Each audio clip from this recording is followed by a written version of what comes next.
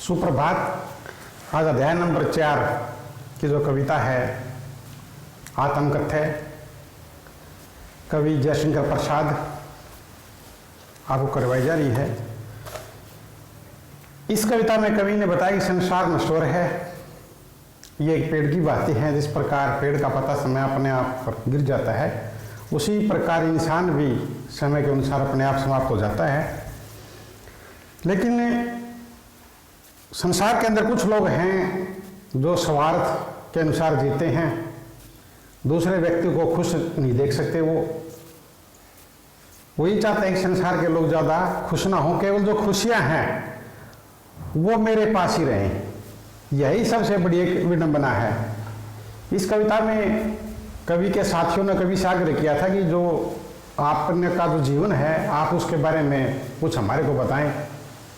लेकिन कवि ने ये बात ज़्यादा उचित नहीं समझी कि मैं अपनी बातों को क्यों किसके आगे बताऊं, इससे क्या फ़ायदा बताने से।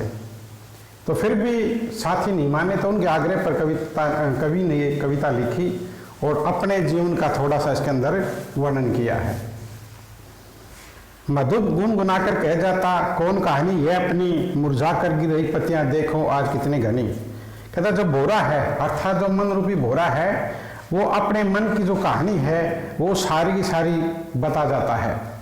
मुरझा कर गिर रही पत्तियां देखो आज कितनी, देखो पेड़ों से न जाने कितनी असंख्य पत्तियां पेड़ों से अलग हो रही हैं, मुरझा मुरझा कर गिर रही हैं।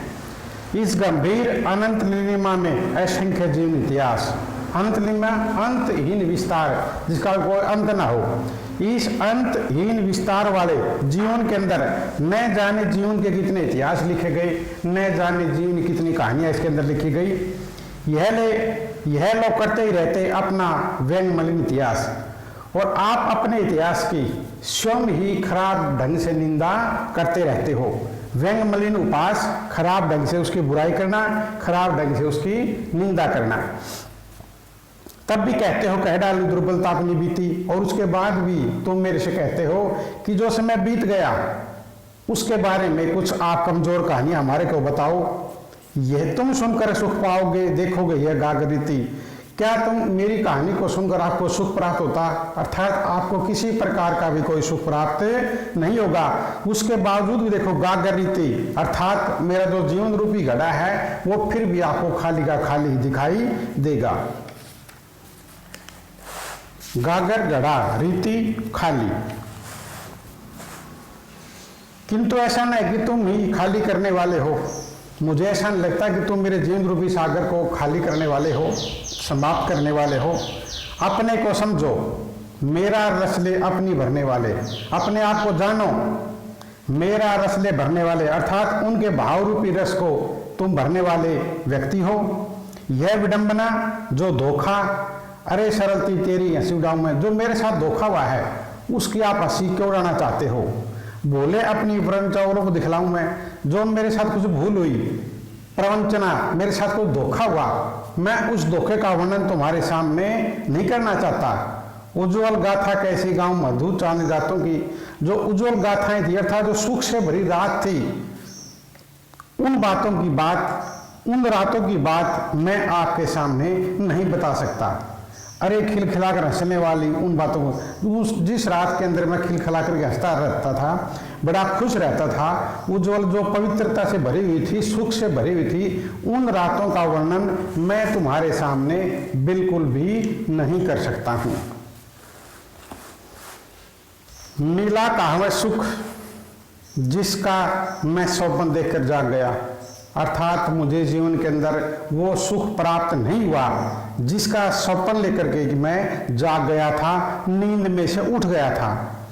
आलिंगन में आते आते मुस्कुराकर जो भाग गया, वो चीज मेरी बाहों में आती आती मेरे से हंस करके दूर होती चली गई।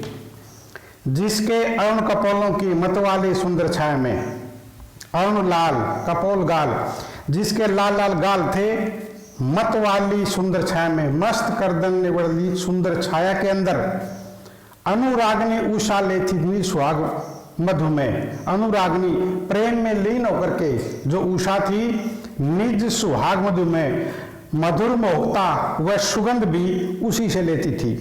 उसकी स्मृति पाथे बनी, उसकी यादगार थी, वो मेरे लिए एक रास्ता बन गई। स्मृति यादगार पाथे रास्ता, थके पथी की पंथा दी, पंथा माने रास्ता, एक थके हुए मुसाफिर की भांति।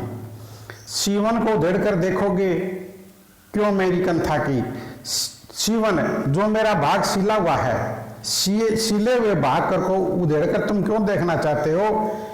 मेरी कंथा अर्थात मेरे अंतर्मन को, अर्थात मेरी गुदड़ी को फाड़ करके उसके अंदर तुम क्या देखना चाहते हो, अर्थात तुम मेरे अंतर्मन से मेरे मन के भाव को क्यों लेना चाहते हो। अर्थात मैं अपने मन के भाव को किसी प्रकार से भी व्यक्त करना नहीं चाहता।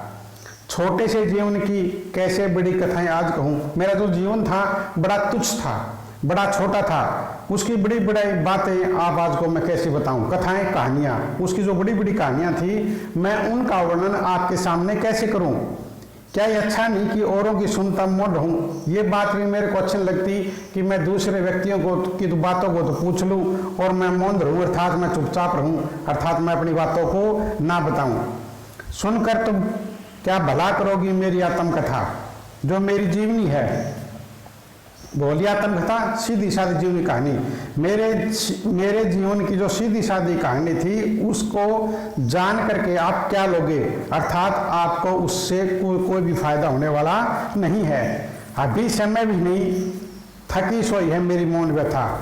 मौन व्यथा वह पीड़ा, वह दुख जिसको मैं कभी व्यक्त करना नहीं चाहता था, कभी भी समय नहीं है।